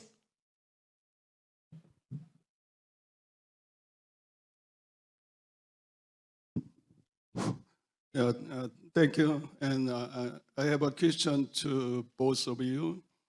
And the question is about the concept of radical hysterectomy classification. Do you think it is a continuous surgical concept or segmental? I mean, is there a type 2.5 radical, 2.6 radical, or just type 2, nothing between, and then type 3? What do you think about that? Yes, you may please maybe start from Professor Lee. Okay. So yeah, that's a really good question. So whenever I do radical hysterectomy, even myself, I'm pretty confused that it is at 2.1 or 2.2, something like that. So every surgery may have some limitation when it comes to be in reality. So yeah, even though I do the type 2, then some could argue that it could be type 3. So it's hard to standardize in that sense. But so rules are rules. So just follow the rule as long as you can. Then we go from there.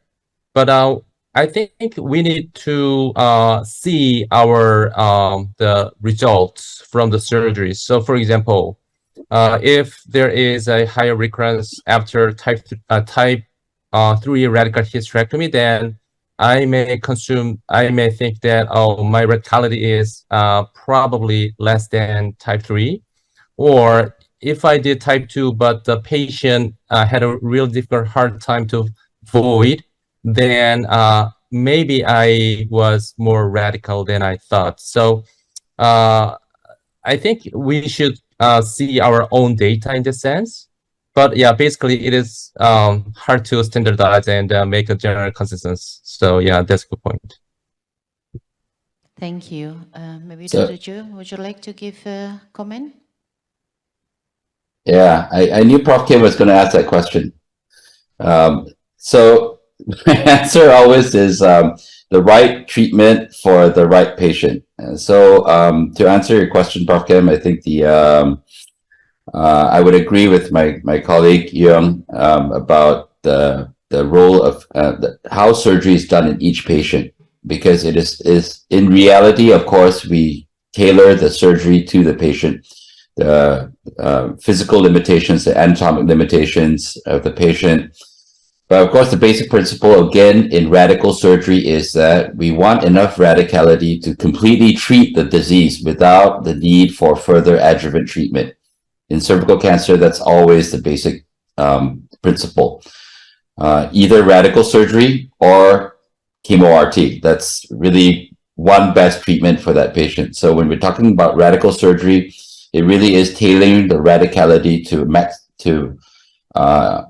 ensure that the patient does not need any further treatment after the radical surgery. She should get it should remove all the disease, and that should be enough. So I agree that it probably is a continuum. Again, I think that the classification for hysterectomies are a little artificial, but some classification has to be made so that some form of standardization when we talk about studies and we talk about outcomes can be, there is some way to standardize and so that we all speak a common language when we say that in all our type 3 hysterectomies, these are the outcomes. But again, like I said, I think the classification is a little artificial. I think one key thing that I would like to remind everybody in the audience again, one key take home for me for the LAC trial is that it is very important to look at your data in a very systematic fashion. It's not enough to say, my impression is that most of my patients do really well, or in general, I think they're okay. It's very important to maintain, to do regular audits of your outcomes. So I think that for me, that's the key take home for the LAC trial. If you look at data, because all along we've always thought that minimally invasive surgery is good for early cervical cancer. Everybody thought that, right? So until there was a randomized controlled trial, and even the PIs of the randomized controlled trial, Pedro will say readily that his thought was that the trial was just going to prove once and for all that MIS was good for early cervical cancer, and he was completely surprised by the results. But he was brave enough to publish it and say, look, this is what the science says. Are this answering your questions, Professor Kim? You have answered. Okay, thank you. Well, I have a questions for Professor Lee. In your type 2 radical hysterectomy, after opening of the anterior vesicouterine ligament and posterior vesicouterine ligament, as we know that mostly the recurrence of the endometrial cancer or cervical cancer is at the vaginal stem. Did you cut the anterior parametrium in a way to have 1/3 of the vaginal cutting or just as close as the vagina? Thank you. Yeah, so among the ligaments, I think the uterine vesical ligaments are very thin layered ligaments. So sometimes it is hard to find. So I usually cut the ligaments as close as to the vagina because by doing that, we can avoid some bleeding from the vesical vessel. So I don't think if I cut more vesicouterine, then the survival will be better. So in that sense, yeah, I cut the ligament as close as the vagina. Well, thank you. Dr. Chu, maybe you would like to give comment? No? Dr. Hari, do you have any question?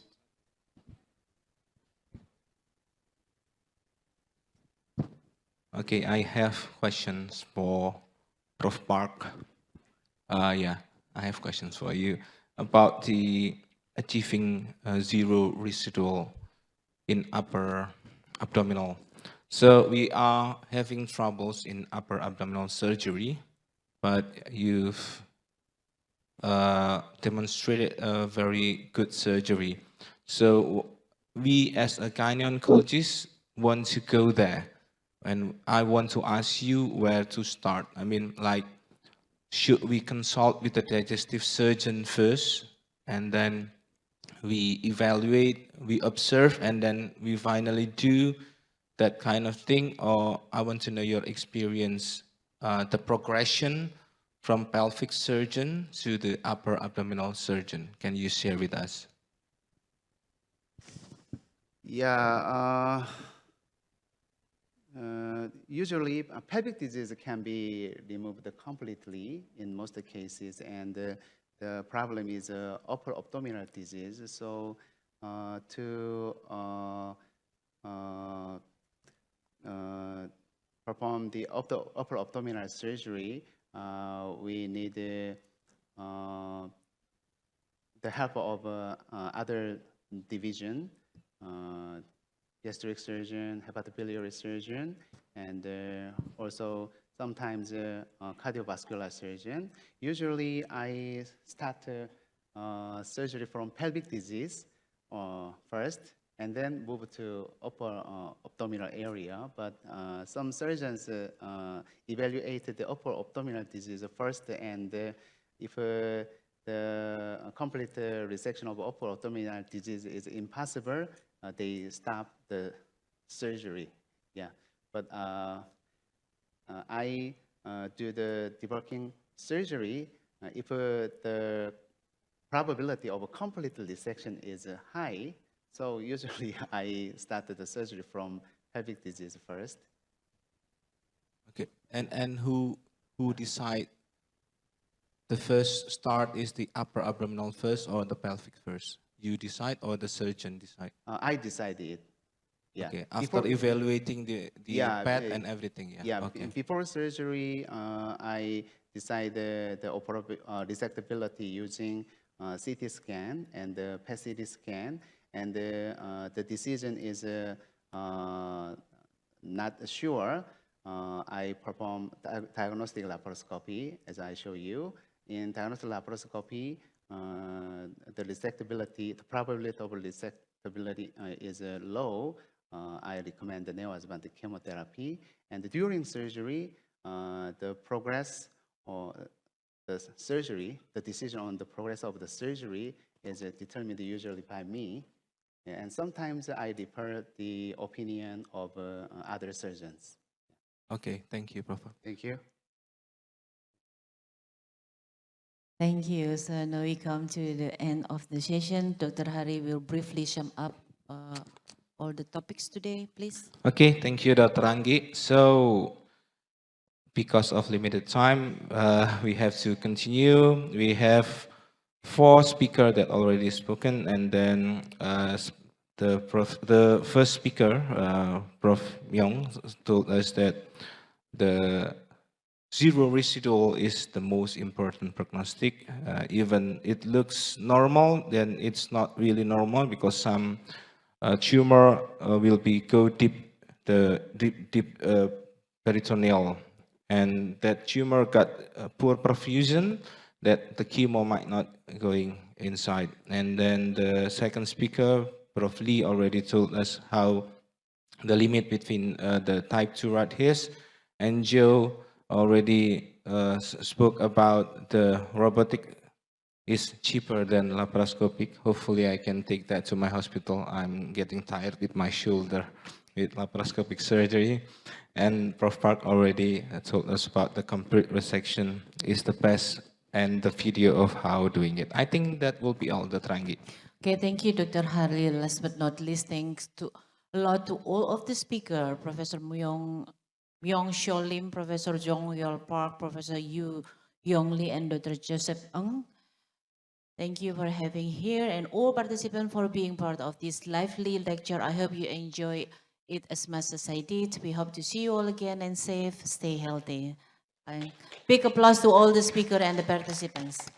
Back to the MC. Thank you. Assalamualaikum warahmatullahi wabarakatuh.